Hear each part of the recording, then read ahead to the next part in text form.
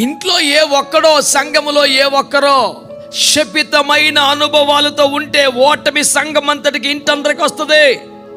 నీ కుటుంబానికి, నీ సంఘానికి నీవే ఓటమి తెచ్చేవాడిగా, అవమానం తెచ్చేవాడిగా, మరణం తెచ్చేవాడిగా, శాపం తెచ్చేవాడిగా, పరిశుద్ధులు, దైవజనులు, నాయకులు దేవుని ఎదుట తల వంచుకుని నిలబడాల్సిన పరిస్థితి కల్పించేవాడిగా ఉంటావా?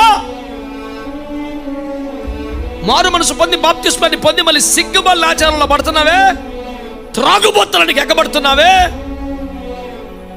తిండిబోతుగా మిగిలిపోతున్నావే, వేషధారిగా మారిపోతున్నావే. నీ వల్లే కుటుంబానికి దరిద్రం, నీ వల్లే సంఘానికి నష్టం. శుద్ధీకరింపబడవలసినది, సరిచేయబడవలసినది శపితమైంది నీలో ఉండగా ఎంత ప్రార్థన చేసిన జవాబు కాదు. నీ గుడారంలో శపితమైంది ఏదైనా ఉంటే నీ కొరకు పరిశుద్ధుల ప్రార్థన కూడా వ్యర్థమైపోతుంది, జవాబు రాదు.